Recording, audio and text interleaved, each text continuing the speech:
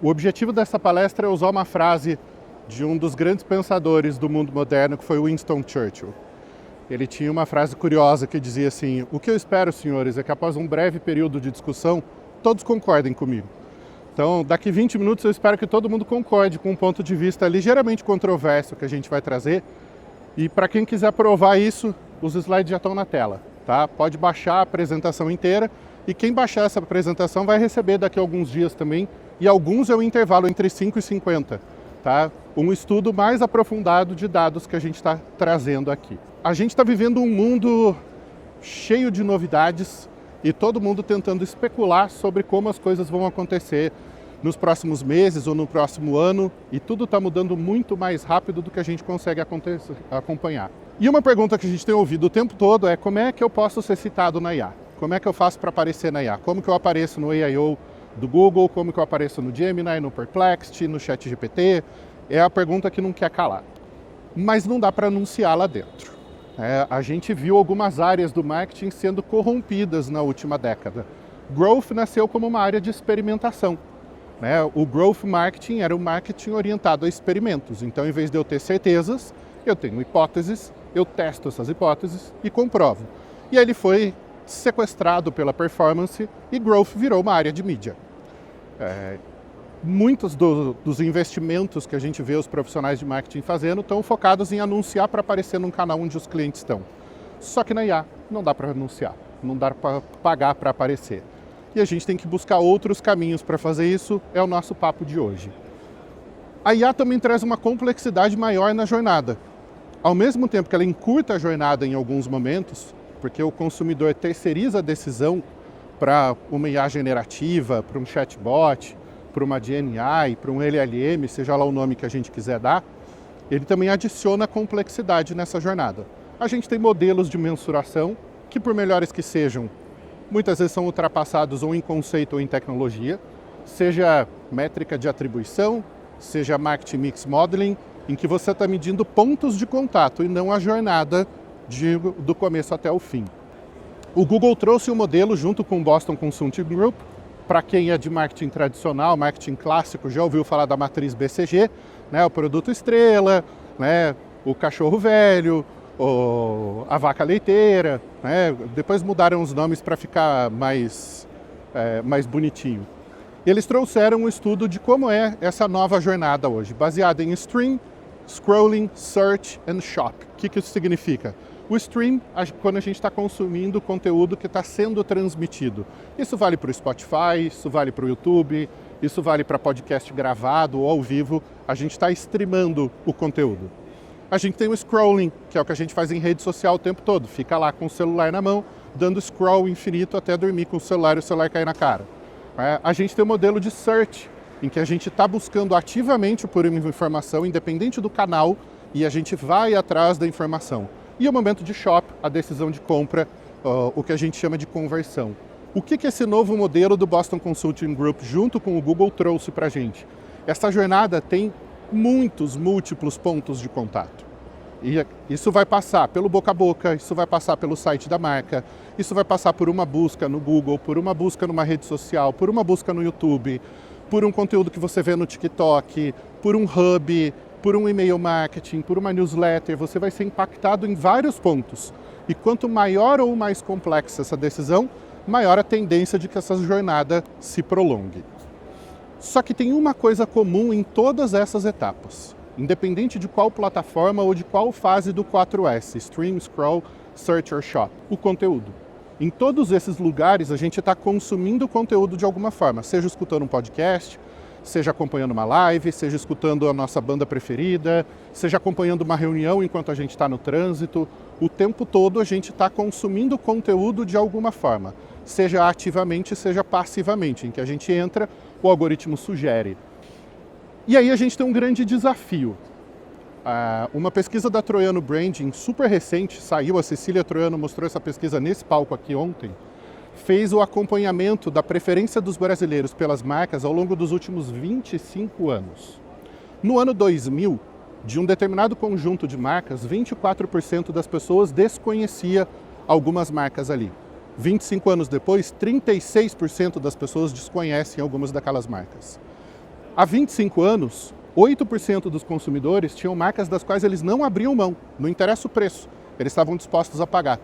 25 anos depois, agora, isso caiu para 3%. O que isso significa? Que quando você vai no mercado comprar algum produto, digamos, sabão em pó, você já não tem necessariamente a preferência por Omo. Você vai comprar o sabão em pó marca própria do supermercado. Isso é a diminuição da preferência pelas marcas. Quem aqui é gestor de marca e está enfrentando esse cenário? Beleza. Acho que, infelizmente, é uma minoria, mas estamos enfrentando esse cenário. Don Schultz foi o criador da comunicação integrada de marketing lá nos anos 80. E no Content Marketing World 2014, na palestra dele, eu vi ele dizer essa frase, fiz questão de anotar e trago para todas as palestras. Nós, como profissionais de marketing, esquecemos que o nosso trabalho é contar histórias e criar conteúdo. É esse conteúdo que cria o posicionamento, e o posicionamento é o quê? O espaço que a nossa marca ocupa na mente do cliente. E aí, quando vem a IA, a gente vive de novo o momento da síndrome do objeto brilhante voador. Uma coisa nova que hipnotiza todo mundo e que todo mundo fica olhando para ela como a solução de todos os problemas. Aconteceu com a computação na nuvem, aconteceu com o blockchain, aconteceu com o NFT. Lembra que todo mundo ia ficar rico comprando GIF de macaco? Cadê seu GIF agora? Depois aconteceu com outras tecnologias, não aconteceu com o metaverso. O sonho do Zuckerberg era copiar o Roblox, não conseguiu. E aí o metaverso flopou e agora a gente vive a síndrome do objeto brilhante voador. E mesmo quando a IA não se aplica, o que a gente vê as pessoas fazendo? Cena clássica, do Lobo de Wall Street, me vendo essa caneta. E aí o vendedor, it's AI powered. Qualquer coisa hoje em dia que você plugar o rótulo de IA, automaticamente ganhou muito valor. E nem sempre isso é a realidade. A gente precisa entender o porquê a gente vai usar as coisas e principalmente como a gente vai mensurar as coisas que a gente vai usar. Se eu não sei qual é o problema, não adianta eu implementar qualquer solução. E a gente está olhando para uma camada de interface de IA, sendo que a IA já é incorporada na nossa vida em muitas coisas que a gente não sabe. Eu citei o exemplo do YouTube agora há pouco.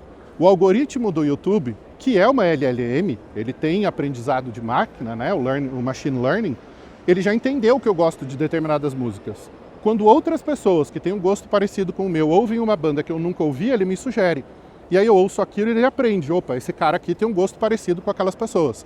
E esse aprendizado vai sendo reforçado. O mesmo acontece no Spotify, o mesmo acontece em outras plataformas. Quando vem a interface da IA generativa, a gente passa a enxergar isso funcionando. A gente passa a poder interagir com isso ativamente.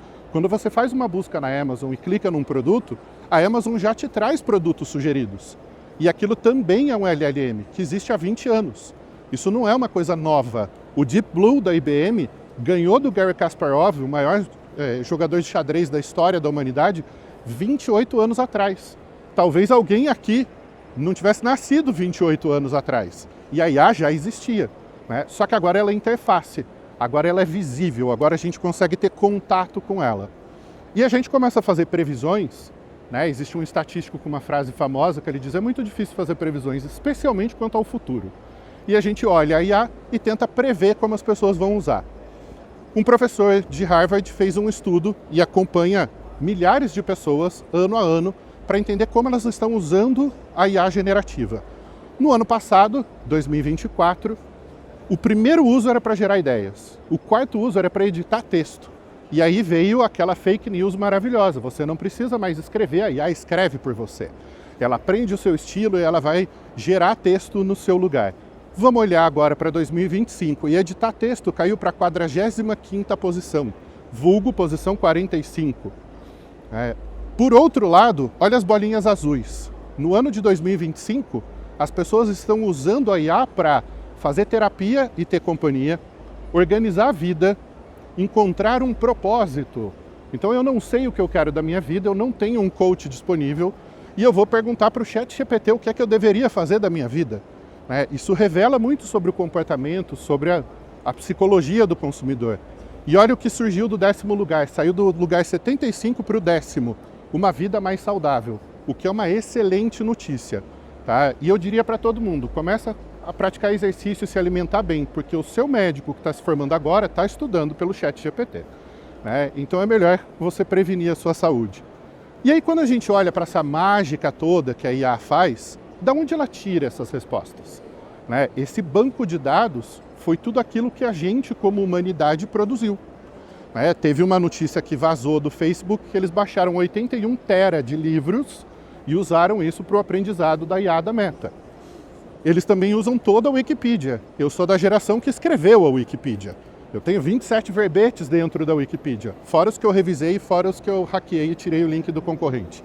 Né? Todo esse conteúdo foi processado para o aprendizado da IA.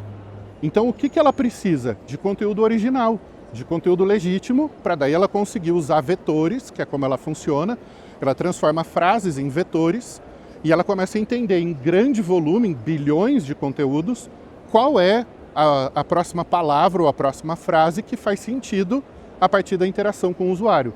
Então é um aprendizado vetorial, mas não dá tempo da gente entrar na parte técnica aqui hoje. E aí a RankScale fez um estudo com mais de 8.000 consultas em diferentes IAs, né? O Gemini, o Perplexity, o ChatGPT e o AI Overview do Google. E aí cabe dizer, o Gemini é um tipo de LLM, tá? O AI Overview do Google é outro tipo de LLM. Por isso que eles testaram, ambas são do Google, mas a funcionalidade e a tecnologia que está por trás são diferentes, né? O mecanismo de processamento de informação é diferente. E o que eles descobriram? Avaliaram queries do mercado B2B, prompts do mercado B2C e dúvidas misturadas que não eram necessariamente de consumo, poderiam ser educacionais, informacionais, históricas.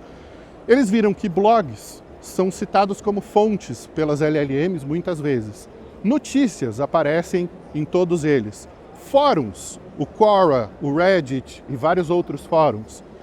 Eles entenderam que descrições de produtos em blog e dados enriquecidos em e-commerce eram citados pela LLM. A Wikipedia é citada pela LLM como uma fonte confiável.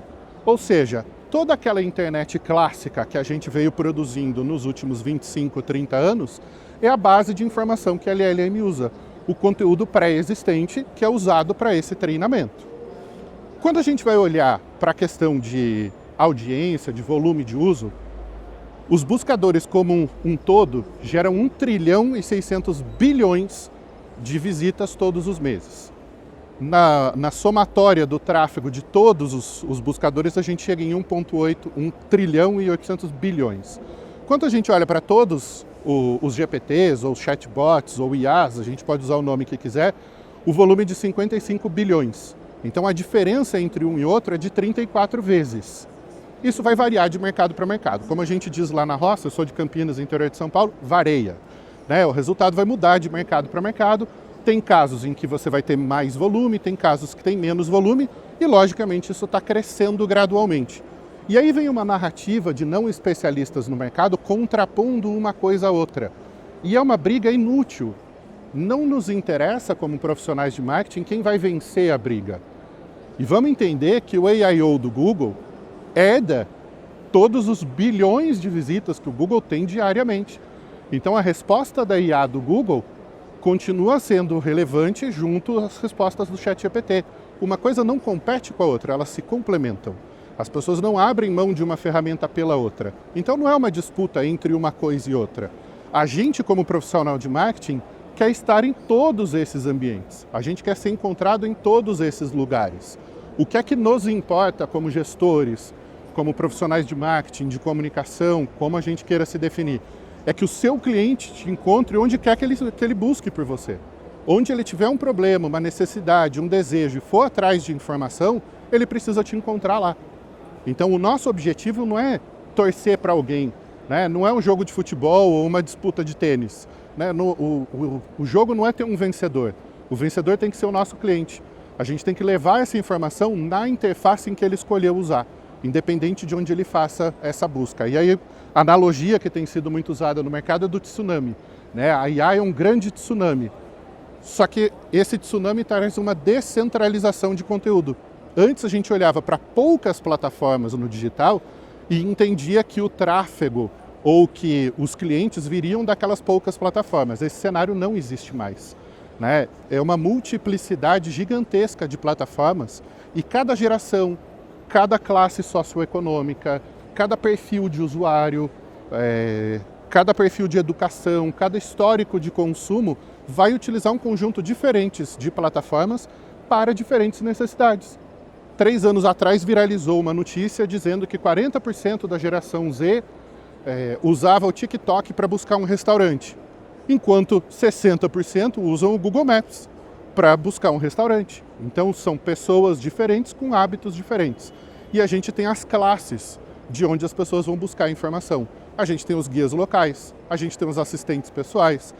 Por exemplo, Alexa, toca Raul. Ela tocando o último lançamento de Calypso. Os buscadores, a gente tem todas as notícias, a gente tem as redes sociais e todas elas hoje em dia permitem busca lá dentro. E a gente tem as IAs. Então são ambientes ou canais diferentes onde o nosso cliente tem demanda e está buscando informação. E a gente precisa estar ali para entregar isso para eles. O que é que une todos esses canais? É o conteúdo. Dentro da rede social você precisa gerar o conteúdo e ele tem um processo de otimização. De hashtag, de imagem de capa, de copy, de texto que você fala nos primeiros 3 segundos ou nos primeiros 10. No YouTube o processo é o mesmo, a sua thumb importa muito mais do que a hashtag que você coloca. Então são processos diferentes para você otimizar o conteúdo que você gera para que ele seja encontrado em diferentes plataformas. E o que a gente sempre costuma dizer é, se você otimiza porcaria, você tem porcaria otimizada. Como é que você diferencia a marca? Produzindo qualidade, porque aí você otimiza uma coisa boa e você potencializa o alcance. Faz sentido até aqui? No fim das contas, a jornada do cliente, por mais que a gente tente mapear, ela é caótica. O processo de decisão humano ele é muito mais emocional do que técnico. A gente tem que se acostumar ao caos e não querer organizar o caos. O caos não é organizável.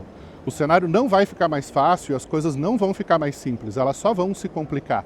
O nosso papel é ajudar o nosso cliente a comprar em meio a esse caos. Então, se ele quer um comparativo, a gente tem que prover o comparativo. Se ele quer dados técnicos, a gente tem que prover dados técnicos. Se ele quer tirar dúvidas, a gente tem que prover dúvidas. Se ele precisa de ajuda pós-compra, a gente tem que dar ajuda pós-compra. A gente tem que dominar todos os momentos dessa jornada.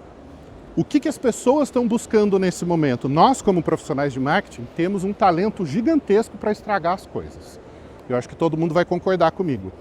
E o GC, ou UGC, conteúdo gerado pelo usuário, sempre foi uma coisa autêntica. O usuário vai lá e dá um depoimento para você. O usuário vai lá e grava um vídeo falando sobre você. Aí a gente vai e cria um mercado de creators e a gente paga alguém para fazer um conteúdo gerado pelo usuário. E aí a gente inunda as plataformas de conteúdo gerado pelas pessoas falando com toda a autenticidade atuada do mundo que elas descobriram aquele produto incrível. E qual é o efeito que isso está gerando? As pessoas estão usando menos a rede social para conteúdo autêntico. Elas estão migrando para outras redes. As pessoas estão fugindo do TikTok e do Instagram, por exemplo, para o Reddit. Elas não estão deixando de usar, mas elas estão buscando essa legitimidade em outros lugares. Quais são os valores de marca que se sobressaem nesse cenário? Autenticidade, legitimidade, originalidade. Isso vai trazer destaque em cada um daqueles ambientes que a gente tem que ocupar e isso vai levar a gente com destaque para dentro das respostas em qualquer IA generativa. E uma consciência que a gente precisa trazer de comportamento do consumidor. As pessoas mudam muito mais lentamente do que a tecnologia. A tecnologia avança exponencialmente, as pessoas mudam muito gradualmente. O comportamento não é de cima para baixo. Né? Um dos maiores erros que aconteceu no mercado é aquele livro que diz que você cria um hábito em 21 dias. Se a gente criasse um hábito em 21 dias, todo mundo ia fazer musculação, todo mundo ia ser magro, todo mundo ia acordar às 5 da manhã, todo mundo ia ser feliz. Né? Um hábito leva anos para ser construído. Né? A gente não ia precisar de nutricionista se todo mundo aprendesse a fazer dieta em 21 dias. Certo? Todo mundo ia ser bombado se aprendesse a fazer musculação em 21 dias. Né? O ser humano é um tiquinho mais complicado do que isso. Então é muito menos sobre ser citado na IA e muito mais sobre estar presente ao longo de todos os momentos da jornada. Ajudar o cliente a comprar é a única coisa que realmente faz sentido. Esse é o mantra que a gente usa na Web Estratégica em todos os projetos de conteúdo que a gente desenvolve. Meu nome é Rafael Reis, sou fundador e CMO da Web Estratégica, sou autor do livro Marketing de Conteúdo, a Moeda do Século XXI, o mais vendido em língua portuguesa do mundo, e nós ajudamos grandes marcas, empresas internacionais, empresas de capital aberto a desenvolver conteúdo que ajuda as pessoas a encontrar e ajuda as pessoas a comprar. Faz sentido? Quem gostou, por favor, me marca lá no Instagram e me segue. E muito obrigado pela atenção de vocês.